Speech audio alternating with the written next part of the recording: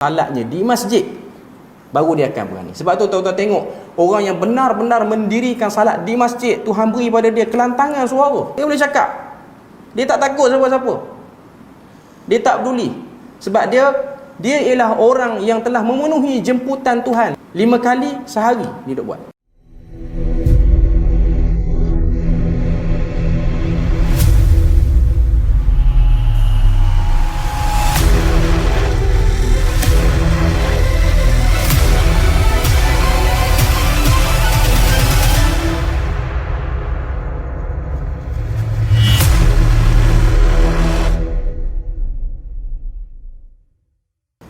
Bila mana Luqman dia pesan pada anak dia, dirikan salat.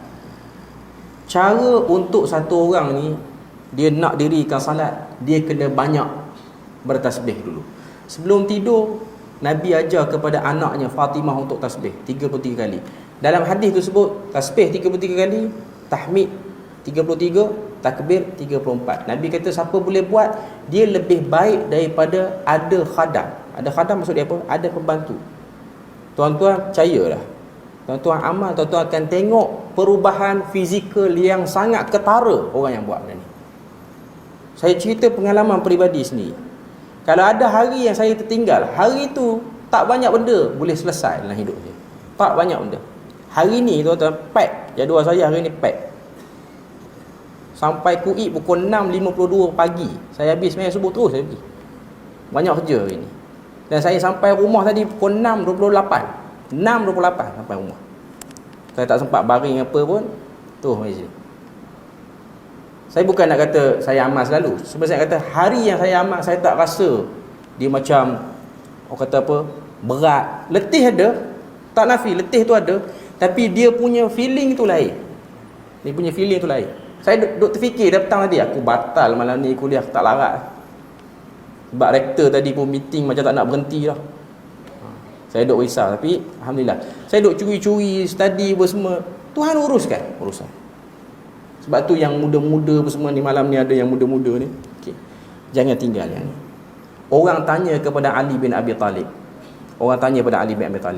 lepas kamu dapat amalan ni, kamu tinggal tak? Aku tak pernah tinggal, walaupun pada malam berlakunya perang Jamal.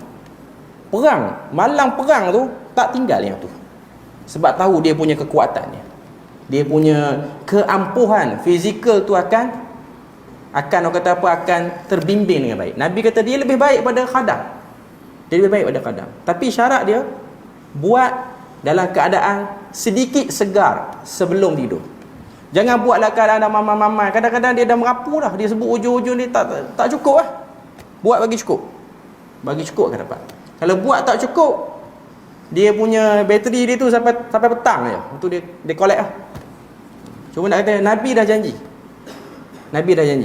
Tapi pengalaman saya duk buat hari-hari, dia memang ada kekuatan yang lain macam. Dia ada kekuatan yang luar biasa. Sebab saya tak relax elok lagi. Balik pada Penang semalam semua, saya tak berapa settle down semua lagi lah. Cuma nak katanya, ini semua pertolongan Tuhan lah. Tak dinafikan ini semua pertolongan. Cuma janji Nabi tak akan mungkiri janji. Tuan-tuan buat, tuan-tuan akan dapat. Okay. Cuma nak kata tasbih tu kekuatan. Tasbih tu ialah sebuah kekuatan. Dan yang kedua ialah salat. Bila mana satu orang tu salat, dia akan beri kesan pada apa? Dia berani suruh orang buat kebaikan, dan dia berani larang orang buat benda mungkar. Tapi syarat, salat dia bukan di hujung waktu. Salat dia di awal waktu. Salat dia dilakukan dalam keadaan wuduk yang paling sempurna.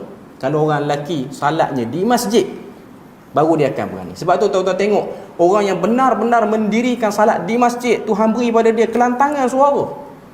Dia boleh cakap, dia tak takut siapa-siapa, dia tak peduli. Sebab dia ialah orang yang telah memenuhi jemputan Tuhan 5 kali sehari dia duk buat. Tuan-tuan bayang, ada orang dia dijemput oleh orang-orang besar mana, raja mana, sultan mana, dia seronok, dia suka.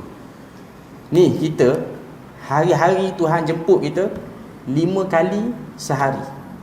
Memanglah yang azan tu Bilal, tapi zahirnya ianya ialah jemputan pada Tuhan. Tak rasa bangga Tuhan jemput kita Tuhan jemput kita. Ada orang lain jemput, dia 2 hari senyum. Pergi majlis raja panggil, 2 hari senyum. Raja tak tegur pun dia. Tapi dia cerita, saya minggu lepas tuanku panggil pergi majlis. Bukan tuanku panggil, AJK je panggil. Tuanku tak kenal pun hang. Tapi hang punya cerita ni Tuhan kenal ni. Kamu ni beranak daripada perut mana pun aku tahu. Dia telah menjemput. Kalau kita buat, Allah Ta'ala beri pada semua. Sebab tu Luqman Al-Hakim dia sebut kepada anak dia, jaga salat, kamu akan dapat semua benda tu. Sebab tu nak jadi orang yang berani tegur orang, salat kena settle dulu. Salat kena settle dulu. Sebab dalam salat itulah kita akan belajar macam mana nak sabarkan diri. Salat ujung waktu dia tak sabar. Sebab dia uruskan keinginan dia dulu baru dia salat. Kalau orang salat awal waktu, keinginan dia ada tapi dia kena pergi gerak dulu. Yang tu bagus. Itulah latihan kesabaran. Waktu dia bercakap sesuatu, orang hentam dia. Dia okey, dia steady. Sebab apa? Dia dah biasa buat benda lagi berat. Iaitu dia menahan jiwa dia, perasaan dia, syahwat dia, keinginan dia. Ada orang tambah sekarang Zuhur awal 1-2 minit kan, 1-5 minit Zuhur. 1-5 minit ni kalau orang kerja berjabat, itulah waktu mula rehat. Kalau dia satu orang yang betul-betul bergegas, dia tak pergi makan lagi, dia pergi masjid dulu.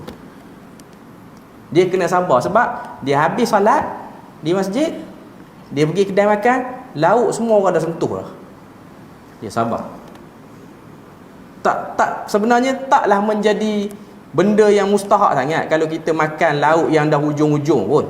Tapi nak kata kalau orang yang dia boleh jaga, dia akan dapat rasa. Tuan-tuan percayalah, kalau jaga benda ni, kalau jaga, tuan-tuan akan nampak banyak ruang Tuhan mudahkan, banyak ruang Tuhan bereskan urusan kita. Sebenarnya kita hari ni kita runsing pening, yang ni tak capai KPI, yang ni tak boleh buat, yang ni terbengkalai, kerana kita yang menterbengkalaikan diri kita pada salat itu. Itu benda penting. Tuan-tuan test dalam hidup tuan-tuan selama 40 hari. Sebab dalam hadis sebut 40 hari. Sebab dalam hadis Nabi kata, siapa yang salat jemaah dengan takbiratul ihram yang pertama selama 40 hari, bebas dia daripada munafik. Sebab tu orang yang salat, dia akan lantang. Dia tak ada saya takut orang kata kat saya. Yang ni jenis salat ujung-ujung ataupun salat tak sempurna. Taklah kita kata semua orang macam tu lah. Cuma nak kata Tuhan mengisyaratkan macam tu. Jadi ini penting. Sebab kalau tuan-tuan tengok, saya ada terbaca satu kisah daripada seorang tokoh di India, Pakistan ni. Nama dia Ehsan Ilahi Zahir. Ehsan Ilahi Zahir ni sangat lantang menentang kelompok-kelompok sesat di Pakistan. Lantang yang lain macam. Sehinggalah dia dibom di meja kuliah dia. Dia mati kena bom di Pakistan. Rahsia dia apa tuan-tuan? Rahsia dia tak pernah dengar azan di luar, melainkan dalam masjid selama lebih 30 tahun. Lebih 30 tahun. Melainkan dia dengar azan di dalam masjid. Saya tak kata saya boleh buat, kita mencontohi mendengar. Ni ialah contoh dia. Tuhan berikan pada dia kemuliaan mati syahid. Tuan-tuan tengok, tuan-tuan boleh tengok video kuliah dia, video ceramah dia depan Saddam Hussein. Saddam Hussein ni gangster di Iraq. Dia kuliah depan Saddam Hussein kecut. Dia daripada orang yang salat. Tuan-tuan boleh tengok video dia. Dan buku-buku dia sangat tajam, menghentam. Sampai hari ni buku dia ni kalau dengar di kelompok sesat, orang dah menggeletar dah. Sebab dia punya hujahan-hujahan mantap. Sebab tu Luqman sebut dalam ayat ni, ya bunayya aqimis salah, kamu dirikan salat. Fa inna dzalika min azmil umur.